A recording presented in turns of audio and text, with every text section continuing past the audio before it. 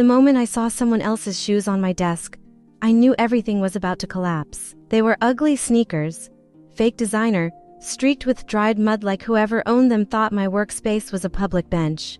My chair, the one I had adjusted down to the exact millimeter over years of 12-hour days, was occupied by a stranger who looked like he had wandered in from a failed influencer convention.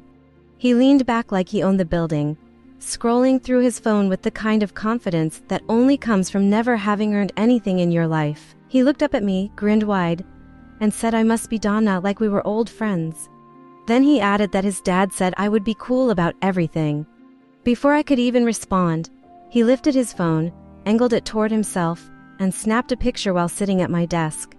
Not near it, not beside it, but fully planted in my space like he had already rewritten the story in his head. Within seconds, he posted it. The caption said he was finally running the place. That was the exact moment something inside me went completely still. I had spent 16 years building that company from a fragile mess of disconnected systems into a machine that could handle millions in logistics without breaking.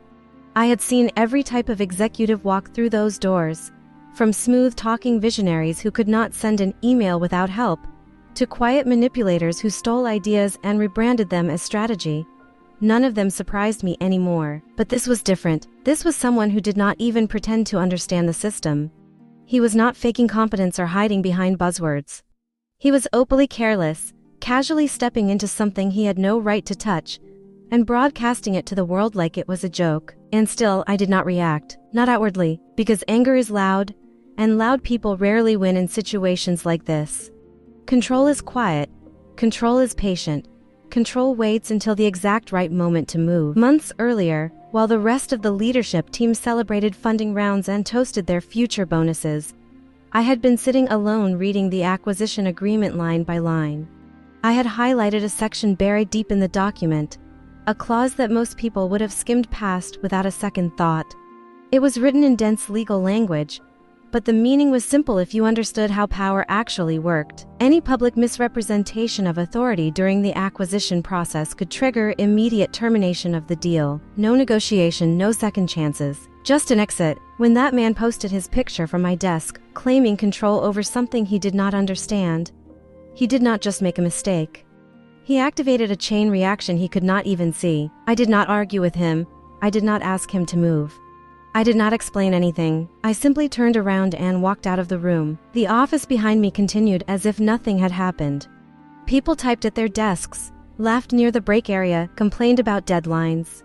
No one understood that the ground beneath them had already started to shift. I went straight to the printer room and pulled up the acquisition document from memory. My fingers moved calmly across the keyboard, navigating to the exact page I had studied months ago. When it printed, I took a marker and highlighted the clause in bright color so it could not be missed. Then I took a screenshot of the post he had made.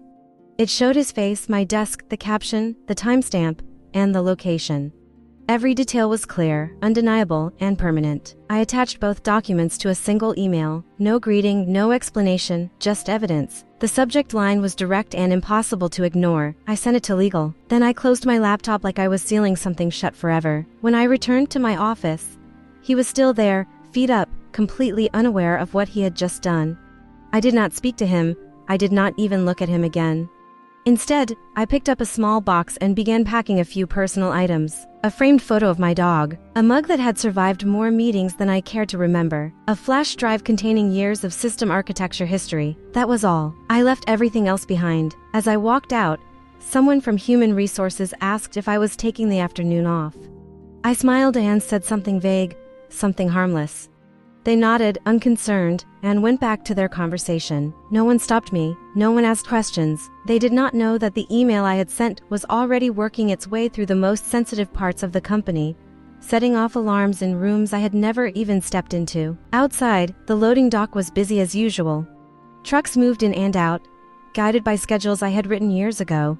Systems I had built were still running perfectly, doing exactly what they were designed to do. They just did not know yet who actually controlled them. I drove to a storage unit I kept for my independent consulting work. Inside, I had a cabinet filled with documents that no one at the company had ever asked about. Contracts, licensing agreements, intellectual property filings, all organized and prepared long before the acquisition was even announced. I had seen this coming. Not this exact moment, not this specific person, but the pattern. The moment when the people who built something are pushed aside for people who think they deserve it more. So I had prepared an exit. Every critical piece of the system, every layer that held everything together, was connected to something I owned. Not directly, not obviously, but legally and structurally. They thought they owned the machine. They owned access. I owned the core. By the time I got home, the first emails had already started arriving. Legal acknowledged receipt and said they were reviewing immediately. Procurement asked questions about licensing structures they had never bothered to understand before. The tone was changing, not confident, not controlled, uncertain. That was when I knew the process had begun. Inside the company, things escalated quickly. The legal team reviewed the evidence and realized exactly what it meant. The post was public, time-stamped, and impossible to deny. It showed someone with no official authority claiming control during an active acquisition. That was enough. Meetings were canceled, conversations stopped. The beer went silent. Silence in business is never neutral. It is a decision being made somewhere you cannot see. Soon, questions started moving up the chain. Who was he? Why was he there? Who gave him access? Why was I gone? No one had answers, because the one person who could have explained everything had already left the building. By the next morning, the beer had formally paused the acquisition. The clause had been triggered exactly as it was written. No negotiation, no discussion, just a halt. And then they started looking deeper. That was when they found the rest. The system they were planning to acquire was not fully owned by the company. Key components were licensed through an external entity. My entity. Every critical function they valued depended on something I controlled. At that point, the situation was no longer a simple mistake. It was a complete loss of leverage. The company could not proceed without the deal, and the deal could not proceed without the system, and the system could not function without me. For the first time, they were forced to understand something they had ignored for years. I was never just an employee. I was the infrastructure. Eventually, they reached out. The message was polite, careful, and clearly written by people who finally understood the position they were in. They asked for a meeting, for clarification, for cooperation. I agreed. When the call started, everyone was there.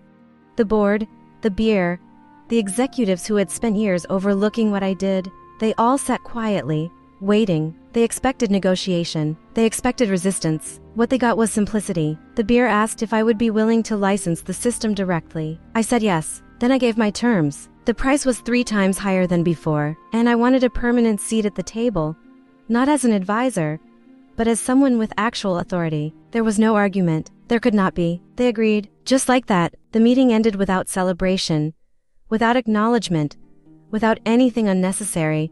I closed the call and set my laptop aside. Outside, the sky was turning gray as a storm moved in.